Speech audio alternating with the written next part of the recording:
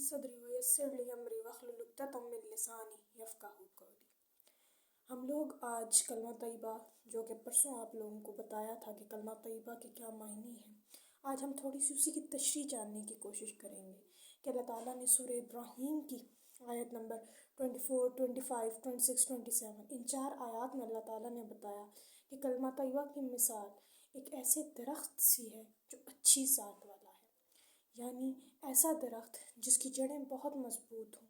وہ اچھی ذات کیا ہے؟ کلمہ طیبہ ہم سب یہ جانتے ہیں کہ لا الہ الا اللہ ہے۔ اس کو ماننے والے کی بنیاد بہت مضبوط ہوتی ہے، اس کو جاننے والے کی بنیاد بہت مضبوط ہوتی ہے۔ اس کو ماننے والا یہ بات اچھے سے جانتا ہے کہ اگر میں اس کو مانوں گا، اس پر عمل کروں گا تو مجھے دنیا اور آخرت کی ہر کامیابی میسر ہوگی۔ اب کلمہ طیبہ کی مثال ایک درخت کی سی ہے، اور وہ درخت جو کہ بہت اچھی نسل والا ہے، یعنی اس کی جڑیں بہت مضبوط ہیں۔ اس کی جڑیں اتنی مضبوط ہیں کہ وہ اس کو نشو و نما دیکھ کر ایک بلند ترین درخت میں تبدیل کر دیتی ہیں۔ یہ ہیں اس کی جڑیں، اور انہی جڑوں کے بارے میں مجھے جاننا ہے۔ وہ جڑیں کیا ہیں جس نے اس اتنا سخت اور اتنا بلند بنایا اس درخت کو؟ وہ جڑیں اس لا الہ الا اللہ پر ایمان لانا ہے، جو وہ ایک لایا ہے جس میں اس نے لا کہا ہے۔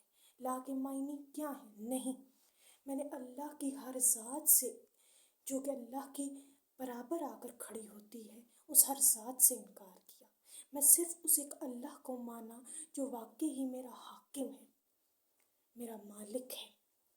لیکن اگر ہم یہ دیکھیں کہ جو کلمہ ہے وہ خبیثہ کیسے ہے، تو وہ خبیثہ ایسے ہے کہ میں نے جو اللہ تعالیٰ کا اقرار کیا ہے، اس میں نے دل سے تو اقرار کیا، لیکن میں نے اسے مانا نہیں، تو میرا وہ تناور درخت جو میں نے بنایا ہے ایمان کا، جس کو کہہ کر میں مسلمان ہوا، وہ ہر دعویٰ جھوٹا ہے، وہ ہر دعویٰ بے معنی ہے۔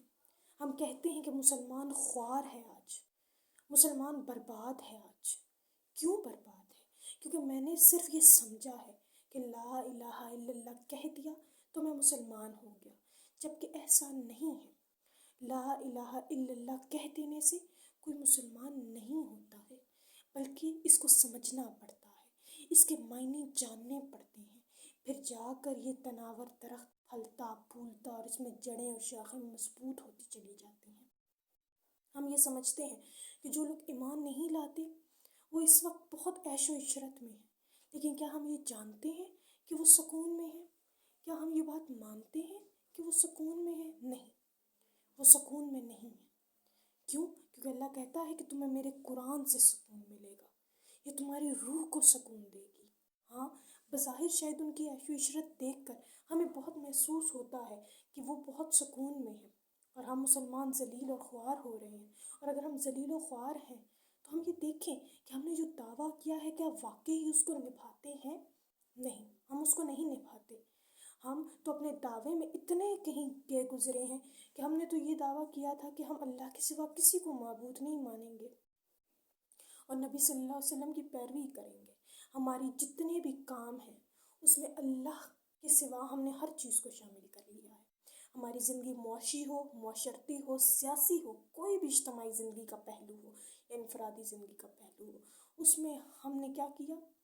اس میں ہم نے دوسرے لوگوں کو شامل کیا، دوسری چیزیں شامل کی جو کہ قرآن سے کبھی ریلیٹڈ تھی ہی نہیں۔ جس دن ہم نے یہ کیا اس دن ہم اپنی جگہوں سے خود ہی بھٹک گئے۔ اس دن ہم نے یہ اپنا جو دعویٰ تھا اس دعوے کے اوپر یہ سمجھ لیا کہ بس اب میں اپنے دعوے میں جو دلیل دینا چاہ رہا تھا وہ دلیل بیکار ہے۔ بیکار کیوں ہے؟ کیونکہ میرا دعویٰ ہی صحیح نہیں ہے، اور اگر دعویٰ صحیح ہے تو میں نے اس پر عمل ہی نہیں کیا ہے۔